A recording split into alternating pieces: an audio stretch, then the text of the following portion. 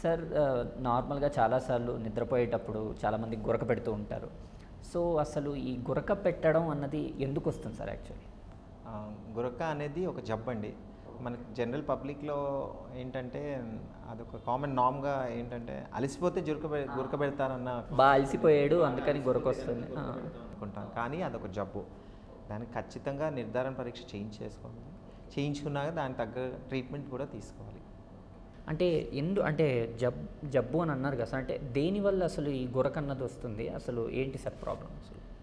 సాధారణంగా మనం ఎప్పుడైతే ఊపిరి లోపల తీసుకుంటామో ఆ వెళ్ళే మార్గంలో మనకి ఏదైనా అవయవం కనుక అడ్డుపడితే మనకి ఈ సౌండ్ అనేది ప్రొడ్యూస్ అవుతుంది. అంటే టర్బులెన్స్ అంటారు. టర్బులెన్స్ అంటారు. అంటే శ్వాస సరిగ్గా శ్వాస తీసుకునేటప్పుడు కానివ్వండి, ముక్కులో నుంచి కానివ్వండి, నోట్లో నుంచి కానివ్వండి, మనం ఎప్పుడైతే తీసుకుంటామో ఒకవేళ నోట్లో గమనించినట్టు అయితే మనకి సాఫ్ట్ పిల్లర్స్ అంటే ప్యాలెట్ అని ఉంటుంది. ప్యాలెట్ అంటే పై భాగంలో ఉంటుంది. కొండనాలిక అంటారు. అప్పుడు పిల్లల్లో టాన్సిల్స్ కూడా ఉంటాయి. ముక్కులో కనుక చూసినట్టు అయితే టర్బినేట్స్ అంటారు. కొన్ని కండరాలు ఉంటాయి ముక్కు లోపల. ఆ కండరాలు కానివ్వండి. సో వీటిలో కనుక ఏదైనా డిస్టర్బెన్స్ అంటే అనటామికల్ డిస్టర్బెన్స్ అంటారు. ఈ ఆర్కిటెక్చర్ కనుక ఎక్కడైనా దెబ్బతింటే ఈ అవయవాలు కనుక మనం ఊపిరి తీసుకునేటప్పుడు మధ్యలో కనుక వస్తే కనుక అప్పుడు మనకి ఈ గురక అనేది ఎక్కువగా గమనించడం జరుగుతుంది. ప్లస్ న్యూరలాజికల్గా కూడా అంటే బ్రెయిన్కి సంబంధించి కూడా ఒకవేళ సిగ్నల్స్ సరిగ్గా అందకపోవడం కొన్ని జబ్బులలో అట్లా అవుతుంది. దాని ద్వారా కూడా ఏమవుతుందంటే ఊపిరితిత్తులు అంతగా అంటే లైక్ శ్వాస తీసుకోవడానికి తోడ్పడదు. సో అప్పుడు కూడా గురక వచ్చే సంబంధం ఉంటుంది. ఓకే. అంటే ముఖ్యంగా ఎలాంటి సమస్యలు ఉంటే ఈ గురక అన్నది వస్తుంది సార్? గురక మెయిన్లీ ఏంటంటే ఒబెసిటీలో చూస్తామండి. మేజర్గా ఒబెసిటీలో అంటే అడల్ట్స్ చిల్డ్రన్ అని ఉంటుంది. అంటే పెద్దవారిలో పిల్లల్లో విభజించబడింది. సో మనం పెద్దవాళ్ళలో కనుక గమనిస్తే ముఖ్యమైన కారణం ఏంటంటే ఒబెసిటీ. ఎవరైతే అతిగా బరువుగా ఉన్నారో సో వారికి ఎక్కువగా వచ్చే ఛాన్స్ ఉంది. బిఎంఐ ఇండెక్స్ ఎక్కువగా ఎవరికైతే ఉంటుందో వారికి ఈ జబ్బు ఎక్కువగా ఉంటుంది. బికాజ్ బ్రెయిన్ నుంచి సిగ్నల్స్ కానివ్వండి, వారి చెస్ట్ ఎక్స్పాన్షన్ కానివ్వండి ఆ స్థాయిలో ఉండకపోవచ్చు. సో ఈ మిస్ మ్యాచ్ జరగడం వల్ల కూడా గురక వచ్చే ఛాన్స్ ఉంటుంది. నెక్స్ట్ ఏంటంటే థైరాయిడ్ ఉండే వ్యక్తులకు కూడా కొన్ని ఎండోక్రైనాలజికల్ డిసీజెస్ అంటే లంగ్స్కి సంబంధించి కొన్ని జబ్బులలో ఉంటుంది. ఎక్స్ట్రా పల్మోనరీ మేనిఫెస్టేషన్స్ అంటారు. లంగ్స్ కాకుండా మిగతా జబ్బులు లైక్ థైరాయిడ్, ఎండోక్రైన్ డిజార్డర్స్లో కూడా కొన్ని పుట్టుకతో వచ్చే జబ్బులు ఉంటాయి. డౌన్ సిండ్రోమ్ అనేసి అలాంటి జబ్బుల్లో కూడా మనం ఈ గురక అనేది అబ్జర్వ్ చేస్తూ ఉంటాం. తర్వాత స్మోకర్స్, ఇంకో ముఖ్యమైన వ్యక్తులు ఎవరంటే స్మోకర్స్. జనరల్గా పబ్లిక్లో మనకు అపోహ ఏంటంటే ఎవరైతే ఎక్కువగా ఓవర్ వెయిట్ ఉంటారో వారికి గురక వస్తుందని అపోహ ఉంటుంది. కానీ అలా కాదు. వెయిట్ నార్మల్గా ఉండి కూడా గురక వచ్చే ఛాన్స్ ఉంటుంది. అదే మీకు చెప్పాలిగా స్ట్రక్చరల్ అబ్నార్మాలిటీ, దాంట్లో కనుక ఏమైనా ప్రాబ్లం ఉంటే గురక వచ్చే ఛాన్స్ ఉంటుంది.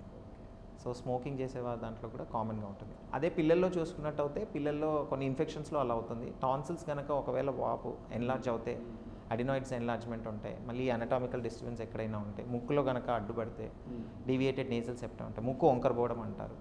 ఇలాంటి ఏమైనా జబ్బులు ఉంటే వాటిలో కూడా మనం గురక చూస్తూ ఉంటాం. అంటే సార్ ఇప్పుడు చాలామంది గురక పెడుతూ ఉంటారు సార్. నార్మల్గా కొంతమంది గట్టిగా పెడతారు, కొంతమంది చిన్నగా పెడతారు.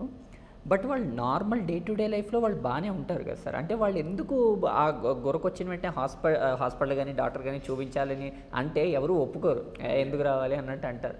అంటే అసలు ఎందుకు రావాలి, వాళ్ళకి ఫ్యూచర్లో ఎలాంటి ప్రాబ్లం రావచ్చు సార్? వెరీ గుడ్ క్వశ్చన్ అండి. ఇండియాలో కొంచెం గురక పట్ల అవగాహన తక్కువే. Snoring they consider as I told you like ఏమనుకుంటారంటే ఇది అలసిపోతే మనం గురక ఇది చిన్నప్పటి నుంచి వింటూ ఉంటాం. కానీ అదొక జబ్బు. దానికి ఖచ్చితంగా నిర్ధారణ పరీక్ష చేయించుకోవాలి.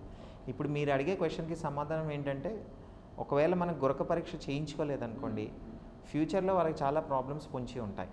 It's like a time bomb. Like ఇప్పుడు గురక పెట్టడం ద్వారా గురక ద్వారా కూడా కొన్ని మనకి ఇబ్బందులు ఉంటాయి. మళ్ళీ మనం అనుకున్నట్టుగా ఎక్స్ట్రా పల్మోనరీ మేనిఫెస్టేషన్ అంటే లంగ్స్ కాకుండా మిగతా అవయవాలపైన కూడా బరువు పడే అవకాశం ఉంటుంది. ప్రెషర్ లైక్ గుండెకాయ మీద ఎక్కువగా మనకు ప్రెషర్ పడే అవకాశం ఉంటుంది. ఎరిథమియాస్, హార్ట్ బీట్ కూడా అబ్నార్మల్గా ఉండే ఛాన్సెస్ ఉంటుంది. సడన్ కార్డియాక్ డెత్ ఉండే ఛాన్స్ ఉంది. ఇన్ఫ్యాక్ట్ గురక పెట్టే వారిలో ఒక స్టడీ అంటే లిటరేచర్ కనుక మనం చూసినట్టు అయితే రాత్రి వేళలో 12-4 మధ్యకాలం టైంలో సడన్ కార్డియాక్ డెత్ అంటే గుండె ఆగిపోయే అవకాశం ఉంటుంది.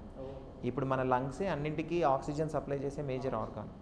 ఒకవేళ లంగ్స్ కనుక సరిగ్గా సప్లై చేయలేకపోతుంది అనుకోండి ఈ అవయవాలపైన ఎక్కువగా బరువు పడుతుంది. బ్రెయిన్ స్ట్రోక్ వచ్చే ఛాన్సెస్ కూడా ఎక్కువగా ఉంటాయి వారికి.